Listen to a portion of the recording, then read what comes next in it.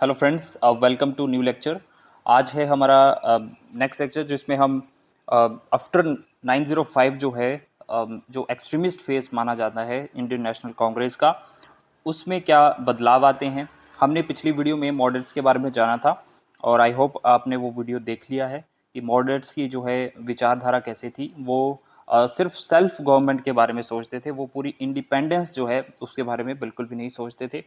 और ये जो एक्सट्रीमिस्ट लीडर उभर के आएंगे ये बेसिकली पहले मॉडरेट लीडर्स ही थे, लेकिन इनके अंदर जो है काफ़ी समय से जो है इनकी विचारधारा जो है चेंज होने लगी कि जो ब्रिटिशर्स हैं वो पेटिशन के थ्रू, प्रेयर के थ्रू, ना ही प्रोटेस्ट के थ्रू मान रहे हैं। तो हमें कुछ जो है डायरेक्ट एक्शन यहाँ पे लेना पड़ेगा, तभी जो है हमें जाके जो है यहाँ पे आगे जाके इंडिपेंडेंस या फिर स्वराज की प्राप्ति हो सकती है। सो चलिए स्टार्ट करते हैं। ये मैं अपने नोट्स के थ्रू आप लोगों को करवाऊंगा और इसका पीडीएफ भी आपको मिल जाएगा। और हर एक यहाँ पे स्लाइड में जो है आपको इंपॉर्टेंट फैक्ट देखने को मिलेंगे, डायरेक्ट क्वेश्चन यहाँ से पूछे जाते हैं। ठीक है, सो जल्दी से जल्दी हिस्ट्री को कवर करते हैं। हम स्टार्ट करते हैं एक्सट्रीमिस्ट से। देखिए दोस्तों, एक्सट्रीमिस्ट की बात करें तो इनका फेस जो रहा है 1905 से लेके 1918 तक रहा है। ठीक है, अब देखिए the moderate policy of the early Congress disillusion many of the younger. देखो क्या थी कि जो मॉडरेट पॉलिसी थी, मॉडरेट जो लीडर थे उनकी पॉलिसी जो थी, ये नए जो विचारधारा जो यंगर लीडर हुआ करते थे उनकी विचारधारा को जो है वो कॉन्फ्लिक्ट कर रही थी। ठीक है, जो कि बाद में एक्सट्रीमिस्ट कहलाने लगे। लेकिन एक्सट्रीमिस्ट का क्या डिफरेंट था मॉडरेट लीडर्स से। एक्सट्रीमिस्ट क्या एडवोकेट करते थे, ये बोलते थे कि हम फॉरेन गुड्स को बायकॉट कर देंगे, यानी कि जो अंग्रेज़ों के द्वारा बनाए गए गुड्स होंगे उनको हम बिल्कुल ही बायकॉट करेंगे और हम स्वदेशी गुड्स को अपनाएंगे। यानी कि जो अपनी इंडियन इंडस्ट्रीज़, कॉटेज इंडस्ट्रीज़ हम बोलें तो इंडियन इंडस्ट्री के द्वारा जो भी चीज़ें बनाई जाएंगी हम उनको ही यूज़ करेंगे, ना कि हम फॉरेन गुड्स को यूज़ करने वाले हैं। सेकंड चीज़ जो ये बोलते हैं कि हम जो है नेशनल एजुकेशन, यानी कि जो अपने लोकल इंस्टीट्यूट होंगे उनकी शुरुआत करेंगे, उनसे जो है अपने बच्चों को बढ़ाएंगे, पैसिव रेसिस्टेंस देंगे और स्वराज को है स्वराज की प्राप्ति करेंगे। तो पहली बार स्वराज वर्ड का इस्तेमाल जो है यहाँ पे आप देखेंगे स्वदेशी मूवमेंट में यूज़ हुआ था, right. And for some extremists, Swaraj referred to complete autonomy or independence and not just self-government as was declared by the moderates. मैंने आपको अभी बताया कि moderates क्या बोलते थे कि हमें भाई सेल्फ गवर्नमेंट करने दो, हमारी जो गवर्नमेंट होगी उसमें हमारी भी हिस्सेदारी होनी चाहिए। लेकिन एक्सट्रीमिस्ट का जो है इनकी विचारधारा बिल्कुल ही डिफरेंट थी। ये क्या मांग रहे थे, ये ऑटोनॉमी मांग रहे थे, यानी कि कंप्लीट इंडिपेंडेंस की तरफ जो है इशारा कर रहे थे।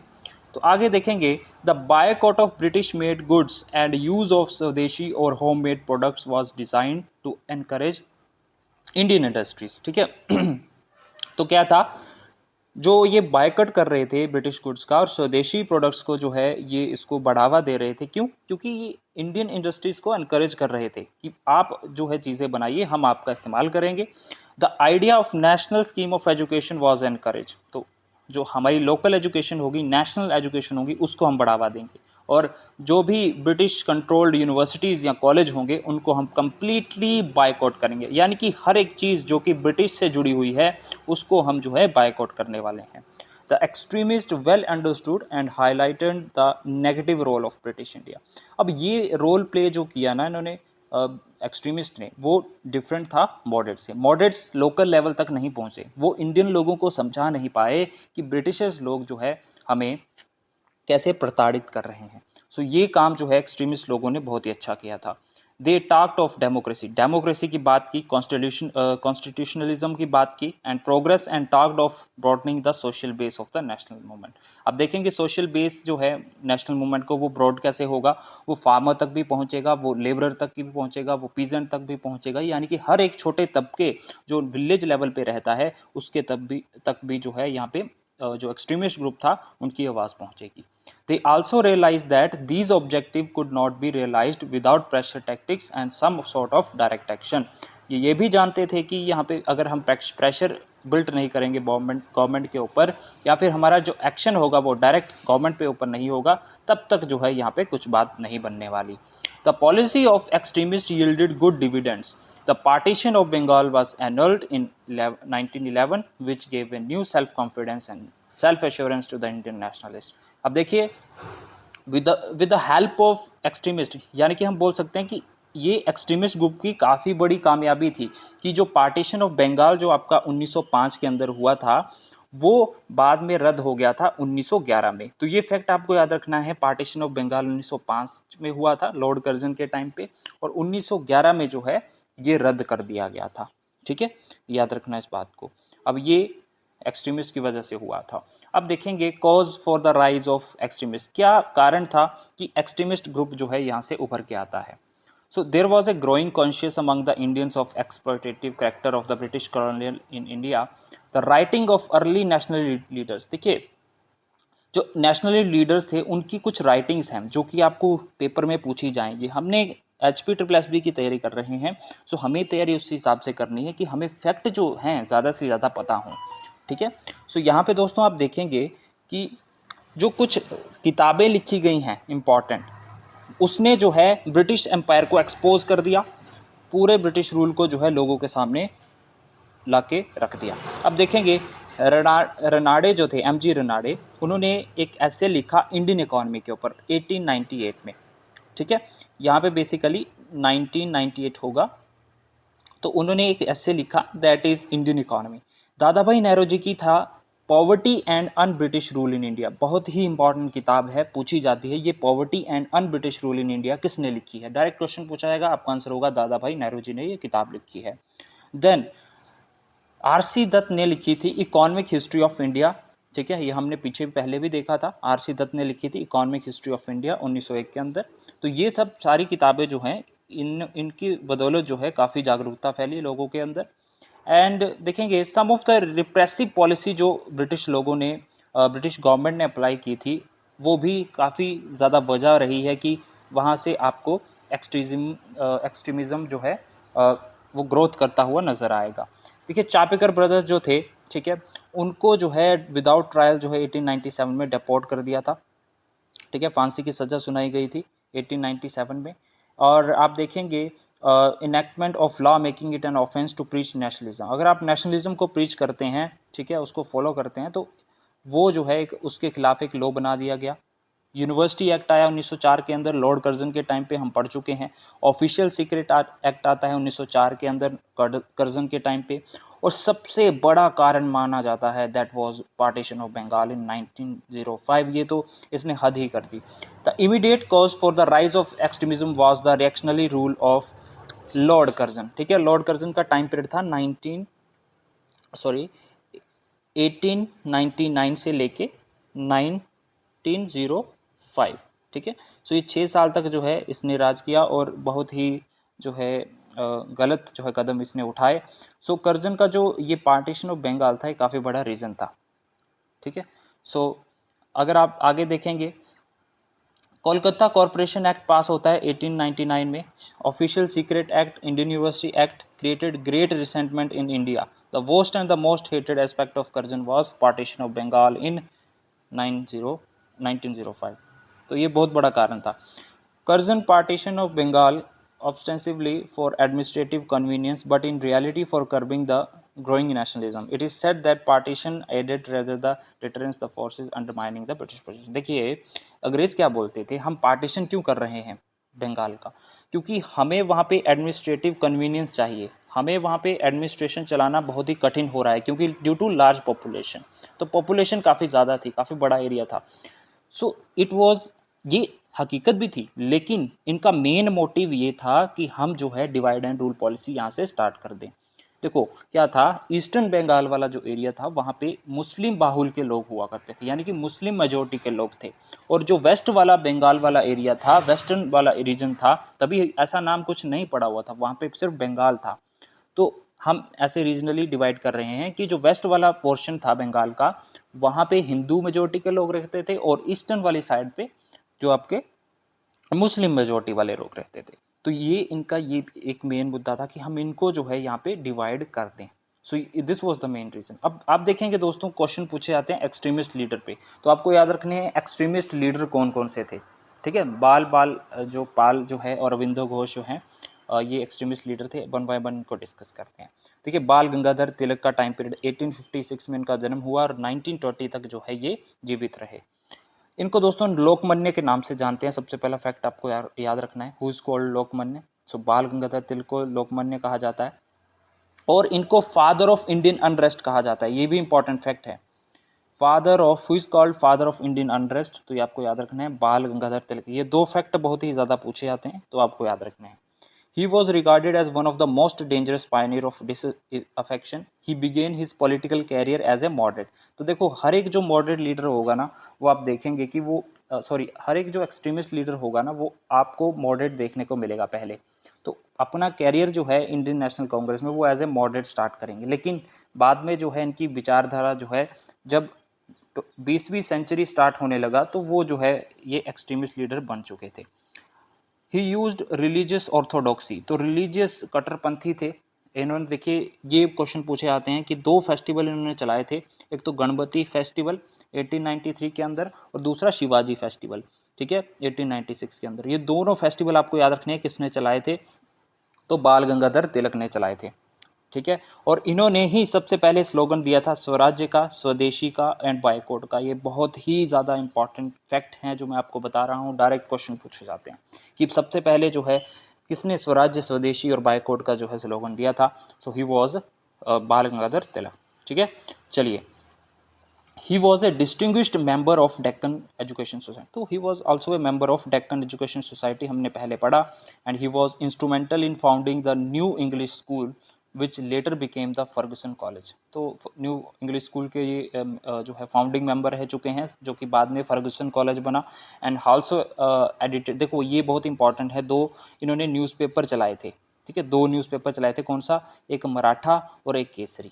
जो मराठा था ये इंग्लिश में था, और जो केसरी था ये मराठी में था। तो ये दो फैक्ट बहुत ही ज़्यादा इंपॉर्टेंट है, दैट इज़ मराठा न्यूज़पेपर था इनका, एक केसरी न्यूज़पेपर था, राइट। देन 1916 में Tilak organized his own home rule league. तो होम रूल लीग आप देखेंगे एनी बेसेंट ने भी चलाई थी, ठीक है, लेकिन इनकी जो थी वो अलग थी। 1916 में पूना के अंदर इसको स्टार्ट किया गया था, याद रख लेना। 1916 में होम रूल लीग जो है पूना में स्टार्ट हुई, एंड इन्होंने यहाँ पे डिक्लेयर कर दिया कि Swaraj is my birth right and I will have it. ये इनका स्लोगन था, जो कि एग्जाम में भी पूछा जाता है, Swaraj is my birth right and I will have it. Swaraj मेरा जन्मसिद्ध अधिकार है और मैं इसको लेके रहूँगा, ठीक है। Next, he played an prominent role in anti partition movement. हम देखेंगे ये एंटी पार्टीशन मूवमेंट में भी रोल प्ले करते हैं। जो देखिए, जो आपका पार्टीशन ऑफ बंगाल है उसका रिएक्शन है स्वदेशी मूवमेंट, राइट। तो ये आपको क्लैरिटी होनी चाहिए कि स्वदेशी मूवमेंट क्यों स्टार्ट हो रहा है, ठीक है। सो एंटी पार्टीशन मूवमेंट में काफ़ी रोल रहा इनका 1905 से 1908 तक, and was responsible in making an all India movement. During swadeshi movement he declared swaraj is essential for the exercise of swadharma. तो स्वधर्म को एक्सरसाइज करने के लिए स्वराज का होना बहुत ज़रूरी है। So without swaraj there could be no social reform. यहाँ पे कोई सोशल रिफॉर्म नहीं हो सकती बिना स्वराज के द्वारा। नो इंडस्ट्रियल प्रोग्रेस, कोई इंडस्ट्रियल प्रोग्रेस नहीं हो सकती, ना ही जो है यूज़फुल एजुकेशन जो है आप यहाँ पे देख पाएंगे, और नेशनल लाइफ जो है वो भी फुलफिलमेंट इसकी नहीं होगी। नेक्स्ट जो हमारे एक्सट्रीमिस्ट लीडर हैं that is Lala Lajpat Rai. Time period इनका 1865 से लेके 1928 तक का। इनको दोस्तों पंजाब केसरी नाम से जाना जाता था। पहला फैक्ट आपको याद रखना है कि पंजाब केसरी किसको बोलते थे? लाला लाजपत राय, ठीक है। एंड इसके बाद जो है ये आर्य समाज के साथ भी जुड़े हुए थे। And Lajpat Rai became an extremist leader in the beginning of 20th century. तो आप यहाँ पे भी देखेंगे कि 20th सेंचुरी में ही जो है आप देखेंगे कि जो मॉडरेट लीडर थे वो एक्सट्रीमिस्ट में कन्वर्ट हो रहे हैं, and played an important role in anti partition movement, right. And he was editor, ये आपको फैक्ट याद रखना है, ये एडिटर थे किसके? पंजाबी, ठीक है, पंजाबी न्यूज़पेपर, आप मैगजीन बोलिए, मैगजीन थी पंजाबी। सो इसके जो है ये एडिटर थे, और इन्होंने किताब लिखी है अनहैप्पी इंडिया। बहुत ही ज़्यादा इंपॉर्टेंट फैक्ट है, मैं बता रहा हूँ, डायरेक्ट क्वेश्चन पूछे जाते हैं। पंजाबी जो है एक मैगजीन है जिसके ये एडिटर थे, एंड अनहैप्पी इंडिया इन्होंने किताब लिखी है। सो ये दो फैक्ट आपको याद रखने हैं, भूलने नहीं हैं।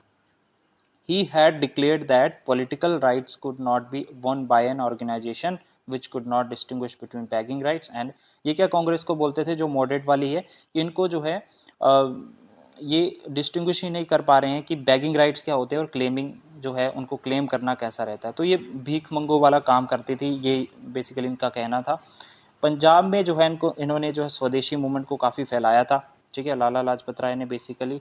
एंड आप देखेंगे जब साइमन कमीशन आता है उसके विरोध में जब ये खड़े होते हैं तो वहाँ पे जो है इनके ऊपर लाठीचार्ज होता है और बाद में जो है जिनकी इनको इंजरीज के थ्रू इनकी मृत्यु हो जाती है, राइट। नेक्स्ट एक्सट्रीमिस्ट लीडर है हमारे बिपिन चंद्र पाल। टाइम पीरियड इनका आप देख सकते हैं 1858 से लेकर 1932 तक 32 तक रहा है। एंड बिपिन चंद्र पाल जो हैं फादर ऑफ रेवोल्यूशनरी थॉट जो है इनको बोला जाता है, पहला फैक्ट जो आपको याद रखना है, ठीक है, father of revolutionary thought in India. Bipin Chandra Pal began his career as a journalist and started the Paridarshak, ठीक है। सो आपको ये याद रखना है एक वीकली इन्होंने स्टार्ट की थी, वीकली हम बोलें जो है एक पुस्तक परिदर्शक जो है इन्होंने मैगजीन स्टार्ट करी थी वीकली परिदर्शक, ये आपको याद रखना है, क्वेश्चन पूछा जाता है, ठीक है। सो क्या थे बिपिन चंद्र पाल, एक जर्नलिस्ट के तौर पे इन्होंने कैरियर जो है स्टार्ट किया था। सो अगर कल को आपको क्वेश्चन पूछ लिया जाए कि बिपिन चंद्र पाल कौन थे, सो ही वॉज ए जर्नलिस्ट, है ना, स्टार्टिंग में। And later became assistant editor of Bengal public opinion, ठीक है, बंगाल पब्लिक ओपिनियन न्यूज़पेपर, उसके जो है ये असिस्टेंट एडिटर बनते हैं। एंड ट्रिब्यून के भी, ठीक है, ट्रिब्यून और इसके साथ ही जुड़े हुए थे। देखिए ये बहुत ही ज़्यादा इंपॉर्टेंट फैक्ट है, न्यू इंडिया किताब किसने लिखी है, राइट। सो 1901 के अंदर न्यू इंडिया बिपिन चंद्र पाल ने लिखी है। डायरेक्ट क्वेश्चन पूछा जाता है, who written New India to propagate his brand of nationalism, right. So ये आपको याद रखना है, स्वदेशी बाइकआउट को फैलाने के लिए जो है न्यू इंडिया की इन्होंने शुरुआत की थी, ठीक है।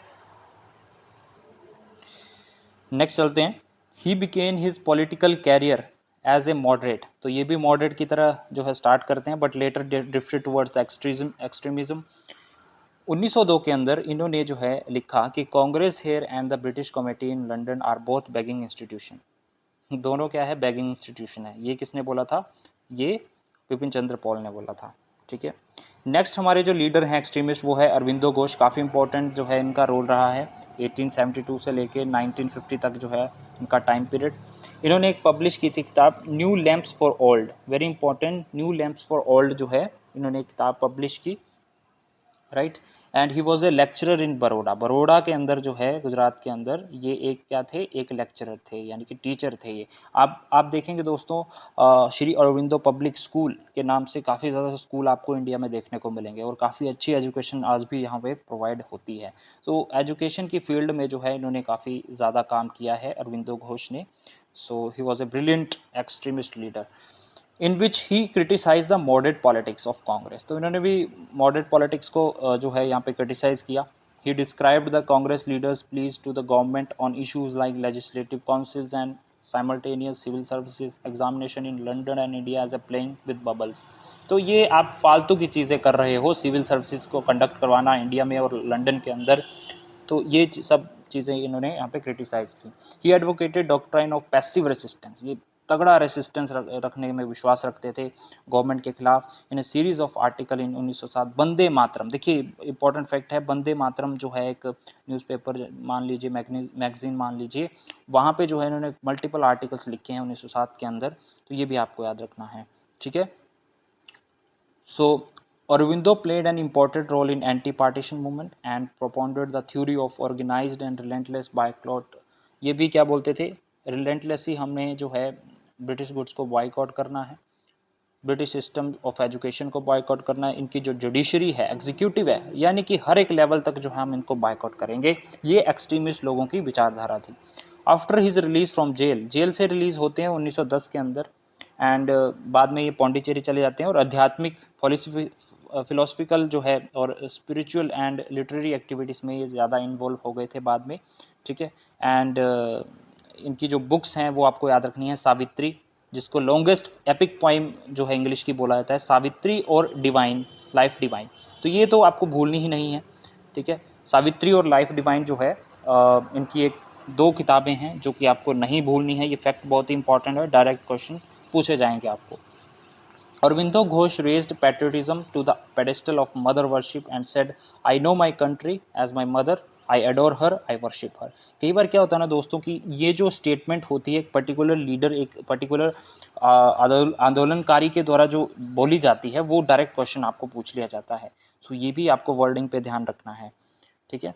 इन हिज वर्क भवानी मंदिर, ठीक है, भवानी मंदिर में इन्होंने लिखा है, our mother country is not a piece of earth, neither a figure of speech nor a fiction mind, it is mighty shakti composed of shaktis of all the millions of units that make up the nation, that is not much important, you can आप इसको forward कर सकते हैं।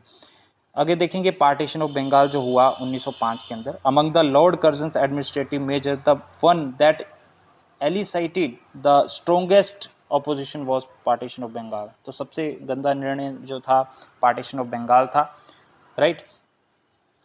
तो real attack on Bengal came early as 1899 when Curzon reduced the number of elected members in Calcutta Corporation primarily to satisfy the European business interest in the city। तो बंगालियों के खिलाफ इनका अटैक तभी से स्टार्ट हो गया 1899 में, जब इन्होंने जो है इलेक्टेड मेंबर्स जो थे कलकत्ता कॉरपोरेशन में, उनको जो है उनकी जो मेंबरशिप थी उसको रिड्यूस कर दिया ताकि वो अपने ब्रिटिश बिजनेस को जो है बढ़ावा दे सकें। एंड आप देखेंगे who often complained of delay in the grant of licenses and similar other factors। अब देखिए करते क्यों थे ये बेसिकली कॉरपोरेशन या फिर असेंबली में, देखो अगर इनके खुद के ब्रिटिशर्स वहाँ पे ज़्यादा होंगे एज ए मेंबर तो मेजोरिटी इनकी होगी, कोई भी रेजोल्यूशन पास करना होगा किसी भी तरह का तो वो जो है आप यहाँ पे ये इजीली कर पाते थे, तो इसलिए जो है ये काम यहाँ पे इनके द्वारा किया जाता था। अब देखेंगे ब्रिटिश आइडिया बिहाइंड पार्टीशन, तो ब्रिटिश का क्या आइडिया था पार्टीशन के पीछे, तो idea of partition was first given by William ward. कभी क्वेश्चन पूछ लिया जाए कि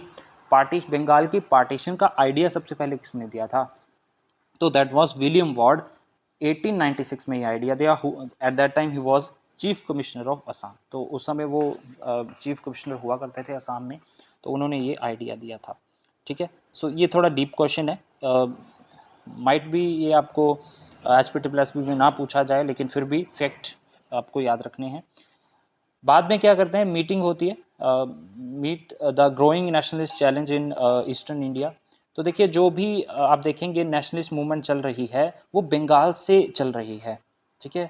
बंगाल में काफ़ी ज़्यादा उथल पुथल है, यहाँ पे नेशनल मूवमेंट की सबसे ज़्यादा आप बंगाल में देखेंगे, तो ये बंगाल को बिल्कुल ही कर्व करना चाहते थे, नेशनल मूवमेंट को दबाना चाहते थे, मेन कारण इनका पार्टीशन का ये था।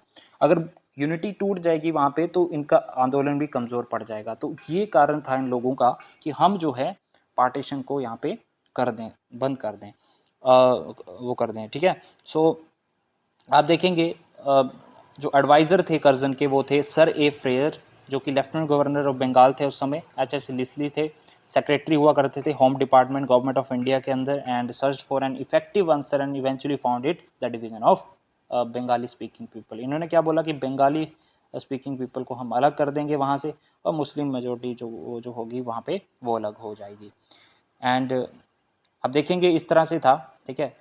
यहाँ पे ईस्ट बंगाल बना दिया गया, जो कि आज के समय में आप बांग्लादेश के नाम से जानते हो, यहाँ पे बंगाल रखा इसका नाम, जो ठीक है, एक बंगाल बन गया, एक ईस्टर्न बंगाल बन गया, और ईस्टर्न बंगाल के अंदर ही असम वाला एरिया आता था, यानी कि इन दोनों को मिला के जो है आपका आप बोल सकते हैं ईस्टर्न बंगाल, जो जहाँ पे आपकी मुस्लिम मेजोरिटी होगी और इस साइड जो होगी ये हिंदू मेजोरिटी होगी, ठीक है। तो इस तरह से कुछ इन्होंने डिवाइड एंड रूल पॉलिसी खेली थी। The official statement made by the Risley was Bengal united is a power and Bengal divided will pull in several different ways. So similarly, Curzon also said the Indians' only business was to be governed and it was sacrilege on its part to have any other aspiration. Another objective behind the partition was to split the। अब देखिए main partition का यही कारण है कि हिंदू मुस्लिम जो यहाँ पे स्प्लिट करवाना है इन दोनों के बीच में, तो ये बस आपको फैक्ट याद रखना है। रोड टू पार्टीशन, अब आप देखेंगे कि जो पार्टीशन का जो अनाउंसमेंट है सबसे पहले पता चल ही गया था 1 जून 1903 को कि यहाँ पे जो है चेंज होगा, पार्टीशन होगा। फाइनली जो है 16 अक्टूबर 1905 में जो है बंगाल को तोड़ दिया गया। तो डेट आपको याद रखनी है 16 अक्टूबर 1905, डायरेक्ट डेट पूछी जाएगी तो आपको डेट याद रखनी है 16 अक्टूबर 1905 को पार्टीशन ऑफ बंगाल हुआ, और यहाँ पे 2 प्रोविंस बने, एक तो आपका बंगाल और दूसरा ईस्टर्न बंगाल, ठीक है। मेन जो 2 प्रोविंस बनते हैं, और ईस्टर्न बंगाल के अंदर ही आपका असम आता था, right.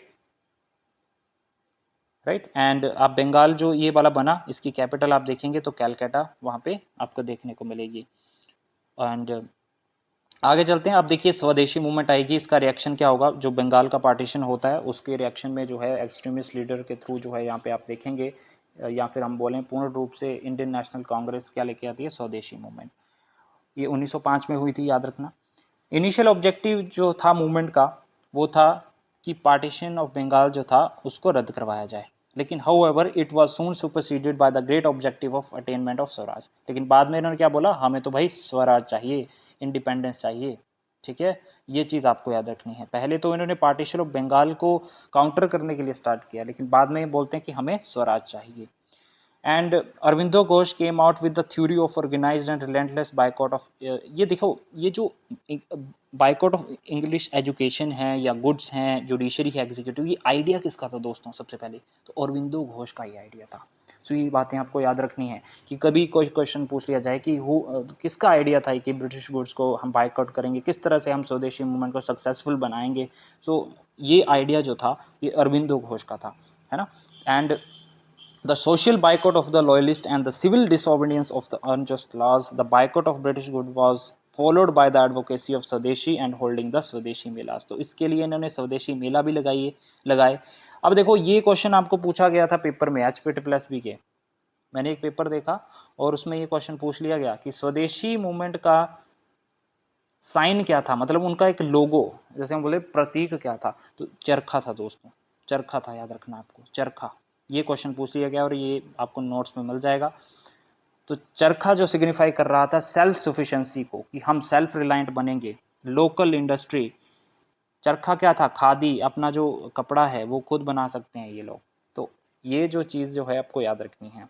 N important aspect of swadeshi movement was emphasis placed on self reliance. आत्मशक्ति पे जो है इन्होंने फोकस किया। जैसे मोदी जी बोलते हैं आज के समय में हमें आत्मनिर्भर बनना है, सेल्फ रिलायंट बनना है। ठीक है, तो ये बात जो है रविंद्रनाथ टैगोर ने सबसे पहले एडवोकेट की थी कि हमें सेल्फ रिलायंट होना चाहिए। Several exclusive Indian industrial ventures such as, कल इसके देखिए इंडस्ट्रीज खोली गई लोकल लेवल पे, Calcutta potteries, Bengal chemical swadeshi store, ठीक है, आचार्य PC रे के द्वारा खोला गया, Lakshmi cotton mills, Mohini mills and national tannery, ये स्टार्ट की गई अपने लोकल प्रोडक्ट्स को बढ़ावा देने के लिए। The government made attempt to suppress the students by threatening to withdraw grants, scholarship, affiliations to the institution which they belong through the infamous circular of 22 अक्टूबर 1905। देखिए दोस्तों, ब्रिटिशर्स ने स्टूडेंट्स को कैसे डराया कि आप जो है लोग, अगर आप पार्टिसिपेट करेंगे, आप स्वदेशी मूवमेंट में पार्टिसिपेट करेंगे, तो हम आपकी जो भी स्कॉलरशिप हैं उसको रद्द कर देंगे, जो भी ग्रांट्स प्रोवाइड की गई हैं, जो भी एफिलिएशंस हैं, आपको जो सहूलतें प्रोवाइड करवाई जाती हैं इंस्टीट्यूशन के द्वारा, वो सारी आपको जो है वो वापस ले ली जाएंगी। तो ये जो इनफेमस सर्कुलर था वो कौन लेके आए थे? कैरलाइल। ठीक है, उस समय चीफ सेक्रेटरी हुआ करते थे गवर्नमेंट ऑफ बंगाल के। तो कैरलाइल जो है सर्कुलर इसको बोला जाता है, right. Next, the Congress supported the boycott movement only for Bengal. ये बहुत ही बड़ा फैक्ट है कि कांग्रेस ने जो है, जो मॉडरेट ग्रुप है दोस्तों, यहाँ पे ये बात हो रही है कि उन्होंने बाइकआउट मूवमेंट को सपोर्ट किया, लेकिन सिर्फ इसको सीमित रखना चाहते थे बंगाल के अंदर। बल्कि जो एक्सट्रीमिस्ट क्या चाहते थे, वो चाहते थे कि ये बाकी भारत के पार्ट्स में भी पहुंचे, दूसरे भागों में भी पहुंचे, all India, pan India level तक जो है ये काम चले, तभी जाके जो है हमें स्वराज की प्राप्ति होगी।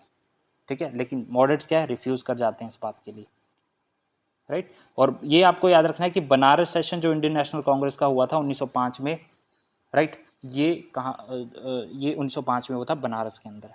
ठीक है, जिसमें कांग्रेस ने सपोर्ट किया बाइकआउट मूवमेंट को, लेकिन कहाँ पे? सिर्फ बंगाल के अंदर। ये फैक्ट याद रखने हैं आपको कि ये कौन से सेशन में हुआ था? बनारस सेशन में 1905 के अंदर। ठीक है, चलिए 1906 में session of Congress at Calcutta. तो 1906 का सेशन जो होता है वो कहाँ पे होता है? कलकत्ता में होता है। ये दो सेशन पूछे जाते हैं। 1905 का सेशन कहाँ पे हुआ? बनारस के अंदर। 1906 का सेशन जो होता है ये कोलकाता के अंदर होता है। और 1907 का जो होगा, जब कांग्रेस डिवाइड हो जाएगी, ठीक है, वो सूरत में होगा। ठीक है, तो ये 3 सेशन आपको याद रखने हैं। ये जो सेशन होता है कोलकाता के अंदर, जिसके प्रेसिडेंट कौन थे? दादा भाई नौरोजी। ये भी आपको याद रखना है। दादा भाई नौरोजी ने जो है इसकी नेतृत्व किया एंड इन्होंने डिक्लेयर किया कि कांग्रेस का जो एम है वो है स्वराज, जैसे कि यूके जो और अदर कॉलोनीज़ है, ठीक है, वहाँ पे है, उसी तरह का जो है यहाँ पे भी स्वराज होना चाहिए। सो 4 जो है कॉम्प्रोमाइज़ रेजोल्यूशन पास किए गए इसके दौरान। स्वदेशी, boycott, national education and self government. तो ये 4 रेजोल्यूशन आपको याद रखने हैं कि स्वदेशी पास किया, बायकॉट पास किया, नेशनल एजुकेशन और सेल्फ गवर्नमेंट का पास किया गया। ठीक है। एंड कांग्रेस के प्लेटफॉर्म पे अगर आपको क्वेश्चन पूछा जाए कि पहली बार स्वराज की डिमांड कब कही गई थी, तो वो आपकी कोलकाता सेशन 1906 के अंदर की गई थी। ठीक है। Demand for the Swaraj was raised for the first time for the Congress platform. पूरे कांग्रेस प्लेटफॉर्म जिसमें आपको मॉडरेट लीडर्स भी और एक्सट्रीमिस्ट लीडर भी साथ में देखने को मिलेंगे। ठीक है। ये होते हैं, आपको याद रखने हैं। इसके बाद Indian society of oriental art जो है सेटअप होता है 1907 के अंदर। नंदलाल बोस के द्वारा जो है यहाँ पे ये पहले जो है जो स्कॉलरशिप ऑफर की गई थी इस सोसाइटी से। ये भी क्वेश्चन पूछा जा चुका है कि Indian society of oriental art जो है 1907 के अंदर फॉर्म हुआ, जिसके थ्रू जो है पहली स्कॉलरशिप किसको मिली थी, नंदलाल बोस को मिली थी। Right. Next, a large number of national volunteer bodies जो हैं, देखिए नेशनल वॉलंटियर बॉडी भी बनती हैं लोकल लेवल पे। ठीक है। जैसे कि आपकी डॉन सोसाइटी, डाउन सोसाइटी जो है सचिंद्र मुखर्जी के द्वारा स्टार्ट की गई। एंटी सर्कुलर जो है सोसाइटी, स्वदेशी बंधव अनुशीलन जो समिति है ये प्रमोद मित्तर के द्वारा। डाका अनुशीलन समिति जो है पुलिन दास के द्वारा। तो ये समिति जो प्रीच करती थी एसेंशियल ऑफ स्वदेशी and boycott. Took up social work during the famines and epidemics. जब भी कोई भुखमरी आती है, फेमाइंस आते हैं, जो महामारी फैलती है, तब जो है ये सोशल वर्क का काम करती हैं। एंड एक मोरल और फिजिकल ट्रेनिंग का भी जो है यहाँ पे ये काम करती हैं। ठीक है। एंड नेशनल स्कूल भी जो है यहाँ पे सेटअप किए जाते हैं इनके द्वारा, और विलेज सोसाइटी का भी जो है गठन किया जाता है। अब देखेंगे प्रोमिनेंट मुस्लिम लीडर थे कुछ गिने चुने जो कि स्वदेशी मूवमेंट को जिन्होंने ज्वाइन किया था। ये क्वेश्चन पूछा जाएगा कि क्या मुसलमानों ने भी, मुस्लिम कम्युनिटी ने भी स्वदेशी मूवमेंट को ज्वाइन किया था, तो हम बोलेंगे यस, दे ज्वाइंड। कौन कौन? अब्दुल रसूल, ये एक बैरिस्टर थे। ठीक है। वकालत करते थे। अब्दुल रसूल, लियाकत हुसैन एंड गजनवी, एक बिजनेसमैन थे। सो ये 3 बंदे जो है यहाँ पे आपको ज्वाइन करते हुए दिखेंगे, और साथ ही साथ मौलाना अबुल कलाम आज़ाद जो है यहाँ पे जुड़ते हैं। राइट। एंड आप देखेंगे फिर बाद में स्प्लिट हुआ कांग्रेस का सूरत सेशन में। The swadeshi movement lost its major strength and force and was finally suppressed by the British through the repressive measure like imprisonment, deportation of many its leaders in 1908। अब जब स्प्लिट होता है कांग्रेस का 1907 के अंदर, तो ब्रिटिशर्स को फ़ायदा मिला, दोनों अलग हो गए। तो ब्रिटिशर्स ने काफ़ी ज़्यादा जो है इम्प्रिजनमेंट किया, काफ़ी लोगों को जो है जेल में डाला। ठीक है। कुछ को डिपोर्ट कर दिया गया। राइट। 1908 के अंदर काफ़ी जो नेशनल लीडर थे आप देखेंगे। However the swadeshi movement was a beginning of the organised movement in India. तो एक बिगिनिंग थी मूवमेंट की। The significance of the movement can be assessed from the fact that Mahatma Gandhi wrote the real awakening in India took place after the partition of Bengal। ठीक है। तो महात्मा गांधी तक जो है ये बात पहुंची, तब वो जो कहाँ पे हैं, साउथ अफ्रीका में। कब आएंगे वापस? 1915 में जब आएंगे हम उसको डिस्कस करेंगे। ठीक है। अब देखेंगे बंगाल का विभाजन जो है उसको रद्द किया गया था। अब देखो यहाँ पे क्वेश्चन बनते हैं दोस्तों, ध्यान से रखना, ध्यान से देखना। दिसंबर 1911 में क्या होता है कि किंग जॉर्ज 5 जो होता है और उनकी क्वीन जो होती है वो इंडिया आती हैं। और ये आपको याद रखना है कि he was the only king to visit India. जो ब्रिटिश किंग है, एक ही किंग था जो भारत आया था, दैट वाज किंग जॉर्ज 5। कब आया था? दिसंबर 1911 में, जब यहाँ पे दरबार लगता है। 12 दिसंबर को 1911 में दिल्ली में दरबार लगता है। अब याद रखना एक और बात, दिल्ली में दरबार कांग्रेस ब्रिटिश के द्वारा जो है कब कब लगाया गया है। एक 1877 के टाइम पे लगाया गया, एक 1903 के द्वारा लगाया गया, और एक 1911 में लगा था। ठीक है। अब 1911 वाले की खास बात क्या थी कि यहाँ पे क्या होगा कि जो ब्रिटिश कैपिटल होती है वो कलकत्ता से चली जाती है दिल्ली। अभी हम देख रहे थे ना कि हर एक चीज़ जो है बंगाल में है। ठीक है। हर एक एडमिनिस्ट्रेशन का मेजर पार्ट जो है आपको बंगाल में देखने को मिल रहा है। अब कलकत्ता से जो है ब्रिटिश हुकूमत की जो है वो कैपिटल चेंज होने वाली है कलकत्ता से दिल्ली। ठीक है। सो दिल्ली दरबार 1911 में हुआ था, कैपिटल चेंज, ये फैक्ट है और ये आपको याद रखना है, पूछा जाता है। अब आप देखें कि जब यहाँ पे बंगाल का जो पार्टीशन है उसको रद्द किया गया एंड वेस्ट और ईस्ट बंगाल को इंटीग्रेट किया गया, तो 3 सेपरेट स्टेट यहाँ पे क्रिएट होते हैं, एक बंगाल, दूसरा असम, और देन तीसरा जो है बिहार एंड उड़ीसा। तब ये इकट्ठे थे, बाद में जो है सेपरेट हुए 1935 में। ठीक है। इसी के दौरान आप देखेंगे दोस्तों 1912 में जब लॉर्ड हार्डिंज जो थे हमारे वॉइसरॉय थे, इनके ऊपर बॉम्ब फेंका गया था। तो ये आपको याद रखना है। जब ये दिल्ली में थे, चांदनी चौक के पास जो है, जब ये अपने जो इनका वो रहता है, रथ वगैरह रहता है, एलिफेंट के ऊपर बैठे हुए थे वॉइसरॉय, तो उसी दौरान जो है इनके ऊपर बॉम्ब फेंका जाता है। किसके द्वारा? रास बिहारी बोस के द्वारा। डायरेक्ट क्वेश्चन पूछ लिया जाएगा, who through bomb on Lord Hardinge? तो आपका आंसर क्या होगा? रास बिहारी बोस ने बॉम्ब फेंका था लॉर्ड हार्डिंज पे 1912 के अंदर, जिसमें हार्डिंज बुरी तरह से जो है वाउंडेड हो, जख्मी हो चुके थे, लेकिन ये किस्मत से बच गए थे। ठीक है, लेकिन इसके चक्कर में सेंटेंस टू डेथ किसको दे दी गई? मौत की सजा भाई बाल मुकुंद को।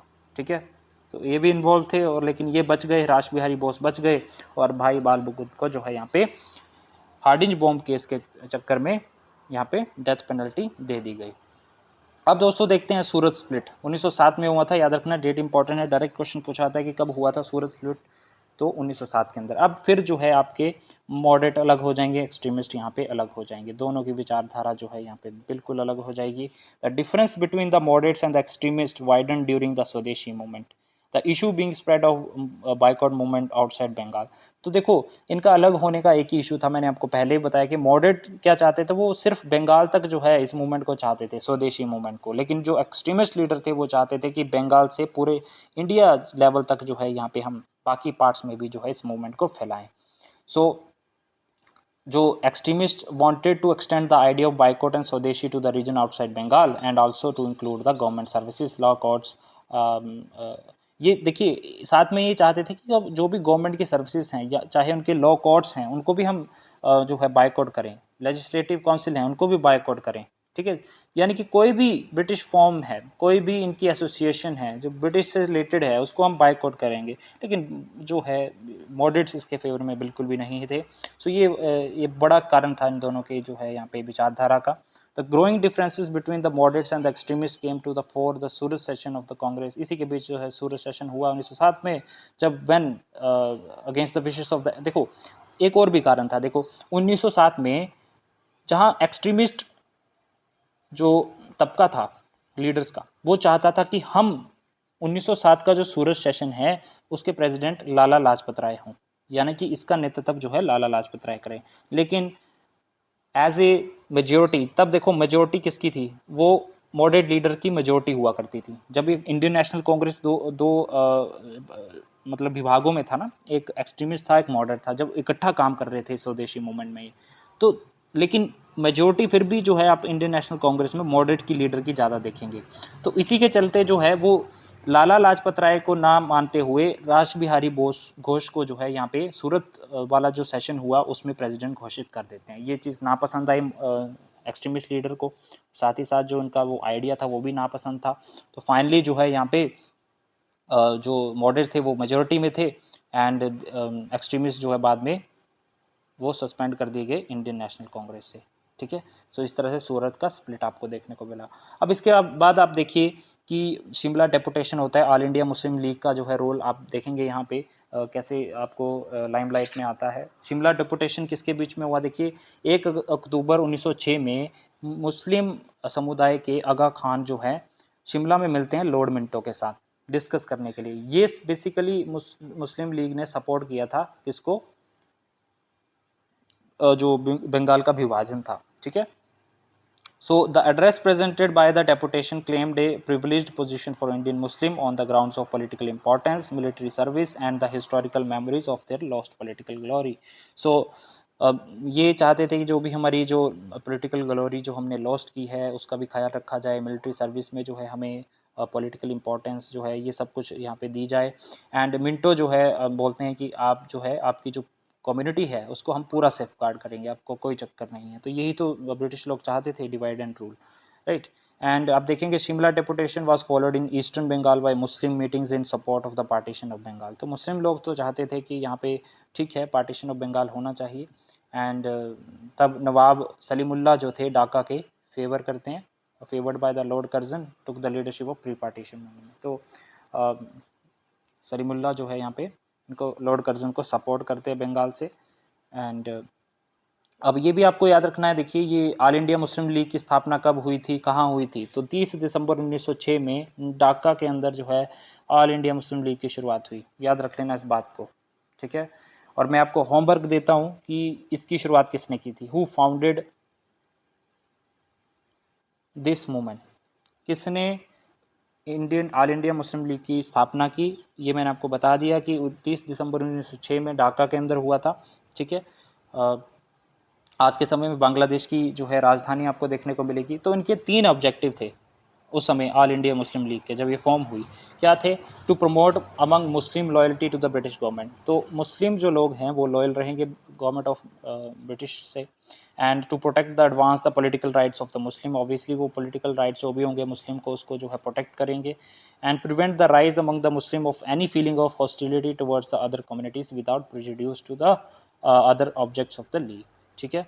एंड बाद में आप देखेंगे to propagate the anti league views Maulana Mohammad Ali started. तो देखिए एंटी लीग व्यूज़ जो हैं, मतलब इसके खिलाफ जो मुस्लिम लीग के खिलाफ थे वो थे Maulana Mohammad Ali. They started English journal, इन्होंने एक इंग्लिश जर्नल स्टार्ट किया, कॉमरेड। तो क्वेश्चन पूछा जाएगा कि हु स्टार्टेड कॉमरेड, तो कॉमरेड क्या था, एक एक्चुअली ये इंग्लिश जर्नल था एक, और एक इन्होंने उर्दू में पेपर लिखा था हमदर्द। तो हमदर्द और कॉमरेड किसने लिखा? मौलाना मोहम्मद अली ने। एंड इन्होंने अल हिलाल भी स्टार्ट किया which serves as the mouthpiece of his nationalist views. तो इनके जो नेशनलिस्ट व्यूज़ थे उनके लिए जो है ये काम किया। सो ये आपको चीज़ें यहाँ पे आज हमने डिस्कस की। इसके बाद हम जो है 1916 का जो है होम रूल लीग मूवमेंट पढ़ेंगे। एंड बाकी जो है मॉन्टेग्यू डिक्लेरेशन है, चाहे वो लखनऊ पैक्ट है, उसको हम नेक्स्ट वीडियो में कवर करेंगे। 1927 तक अगली वीडियो में कवर हो जाएगा। 3 या फिर 4 मैक्सिमम वीडियो, 4 वीडियोस में जो है हम हिस्ट्री को कवर कर देंगे, फिर हम नया सब्जेक्ट स्टार्ट करने वाले हैं। I hope you like this video, ठीक है। तो इसको रिवाइज जरूर कर लेना, पीडीएफ आपको मिल जाएगा अपलोड, जो आपका गूगल ड्राइव रहता है वहाँ पे मिल जाएगा, ठीक है। नेक्स्ट लेक्चर में हम हिमाचल का जीके डिस्कस करेंगे। Okay guys, bye bye.